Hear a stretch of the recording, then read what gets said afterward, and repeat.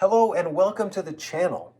My goal and purpose for this channel is to create content that helps you maneuver life's many speed bumps, potholes, U-turns, and even dead ends through the lessons that my life has taught me.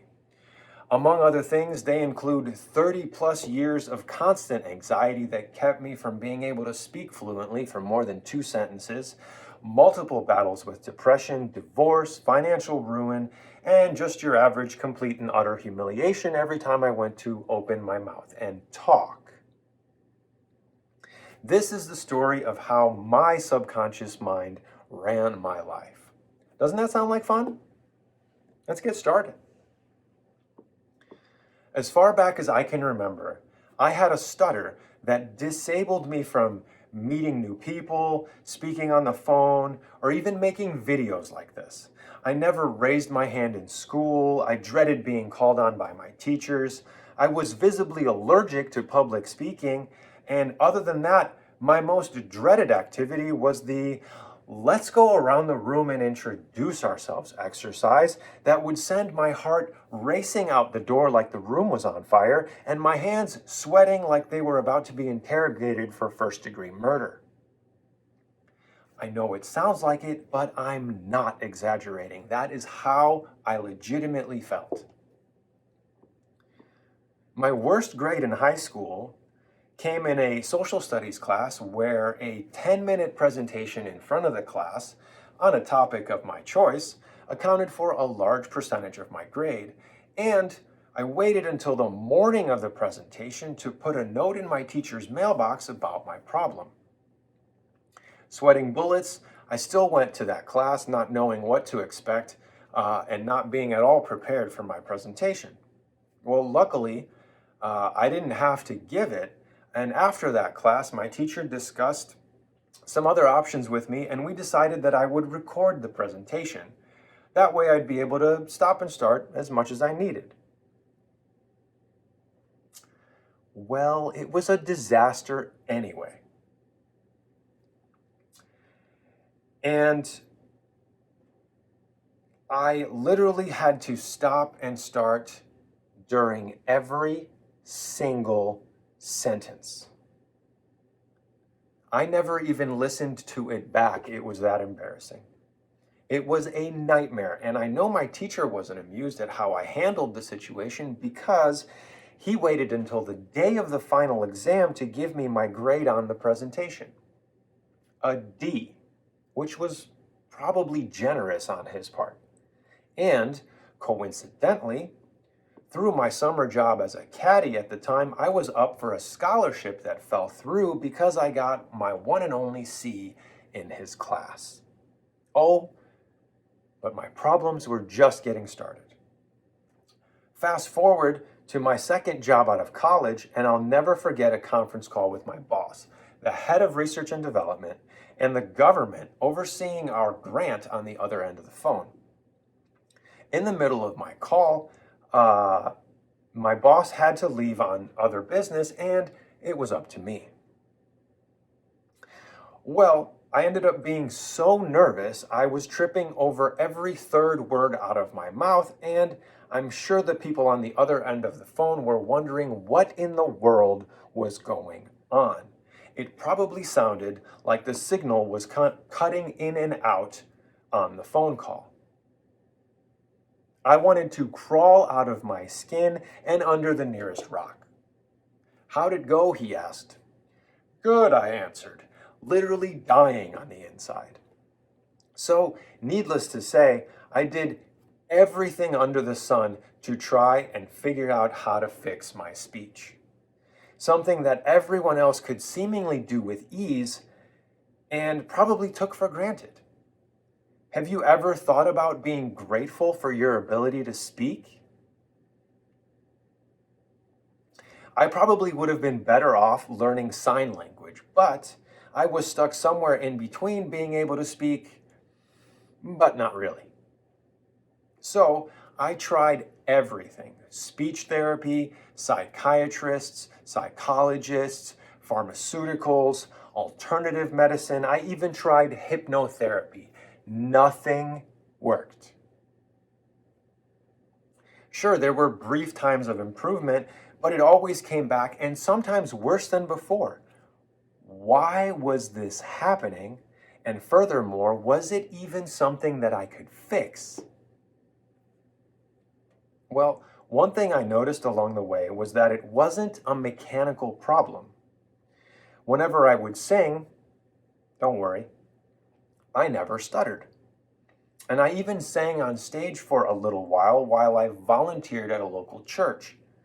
But pull me off stage and ask me to meet someone or pray with a group of people, couldn't do it. Couldn't do it without severely stuttering and making a complete fool of myself. It was endlessly embarrassing. Looking back, I was probably in a constant state of embarrassment, and it had become so normal that I had no clue it was even happening. But I had heard story after story of people that once stuttered and somehow figured it out. Here's a list of a few people that you've probably heard of from the Stuttering Foundation, stutteringhelp.org. And yes, they are in alphabetical order.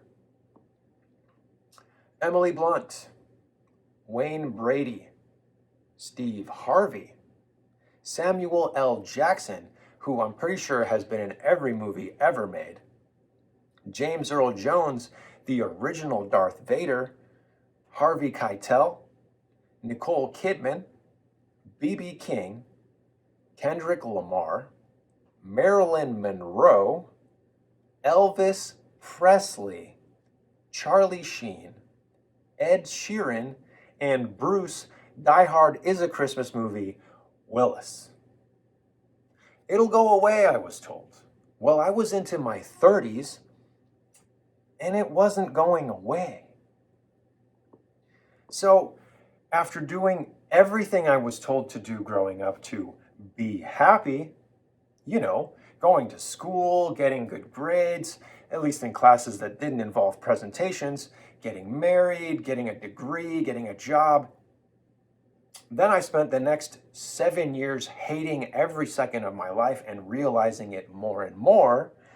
1 year, 2 days after I bought a new car, and 1 day after my birthday, I was laid off. 2 months after that, I was divorced. A few months after that, the business that I had tried starting failed, and not long after that, I lost my house. Things were going well. I was down to nothing, and I still had this problem that was ruining everything and creating new easy ones on top of it, like depression. Was this going to be my life? Was I going to be trapped by my own mind forever? Even though there were many deep, dark valleys, somewhere in there, I always believed there was a way to figure this out, and sometimes that was the only thing keeping me going. It wasn't until I started to push back against these mysterious forces running my life that things started to change. In an effort to get completely out of my comfort zone and challenge my speech problem, I became a ballroom dance instructor. Yeah, I know, I can hear you laughing. Completely natural transition, right? Mechanical engineer to dance instructor. Nothing against dance instructors, it's actually a really cool job. But I'm sure you saw that coming. And what was even better was that my boss at the time told me that I could not start teaching until I stopped stuttering. Easy, right? Just get rid of the problem that's been plaguing you your entire life. How hard could that be? Well, it was torture, as I had to obviously introduce myself to every new student, and my name was the hardest thing for me to say. I'm Arthur, by the way. But it was torture that I needed to put myself through in order to learn how to overcome my problem. One day, while stuttering during making simple reminder phone calls, which, as you know, I hated, something finally clicked. And I got my first clue into how to solve my problem. And once that happened, my mind started unraveling, and I had so much going on that I soon realized I had to start writing. I spent countless nights writing into the middle of the night, trying to drill into the middle of my mind. I had no idea if it was going to lead to anything significant, but I had so many questions that I had no other choice but to continue to write. At first, it was anything and everything that seemed relevant to solving my problem, but eventually, I used my engineering education to apply the scientific method to the madness going on in my mind, until one night, I finally reached the middle, or the end, or maybe just the beginning. I had a revelation that changed everything about what I believed to be true. It even changed how I thought of truth itself. And from that day forward, I've been trying to make sense of what it was that actually changed. I didn't even know it at the time, but I had decrypted my subconscious mind. Now, I'm sure you want to know what that was, right? And the answer to your question is in this video. It's also all over my Facebook, Instagram, and Twitter page. I refuse to call it X, of which you should be following, let's be real. But here's the thing. If I just told you right now, it wouldn't mean anything to you, and it wouldn't have the impact it should. I'll give you an example. One of my favorite movies is The Shawshank Redemption, and if you haven't seen it, you should. It's really good. But if I just told you the story instead of you watching the movie, it wouldn't have the same effect. You wouldn't be moved by the story. And if you wouldn't be moved by it, well, then you'd still be in the same place. And if you want to make real progress, you have to be moved to the point of taking action. It's not a gimmick or a marketing ploy, it's just the way this works. You have to be invested. You have to reach the answer for yourself. Finding a treasure because you put in the work is completely different from being given one. Trust me, there's no greater journey than the journey of personal growth and self-discovery.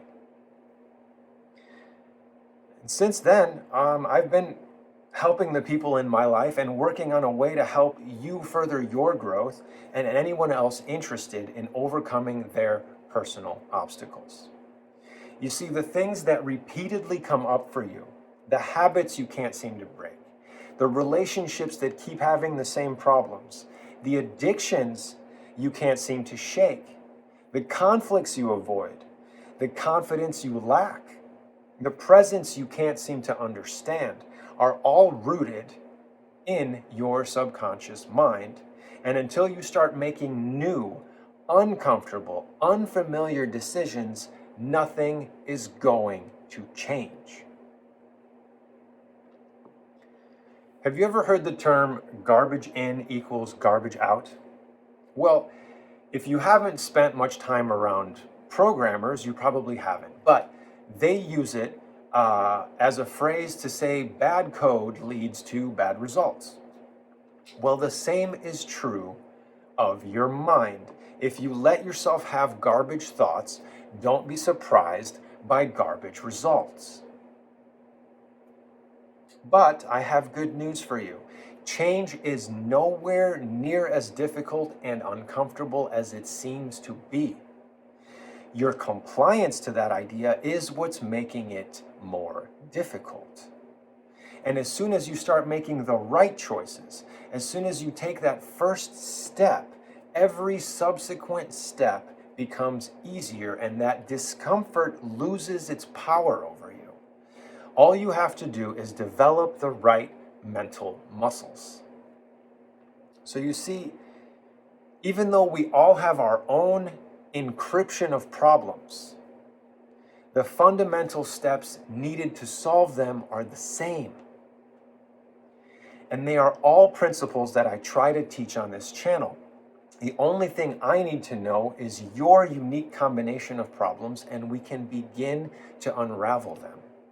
It doesn't have to take years. We can go as fast as you are willing to go. So, if you would like to finally actually make progress and begin to shed the difficulties of your past and create a new you, that person you've always known to be there deep down inside, then please subscribe to the channel. Help me out. Like this video, share it with the people you care about. Comment down below and tell me what you'd like to talk about. And if you're ready, book your discovery call and let's start making meaningful changes in your life that last. Thank you for taking the time out of your day to watch this video. Have a fantabulous day, and I'll see you at the next bump in the road.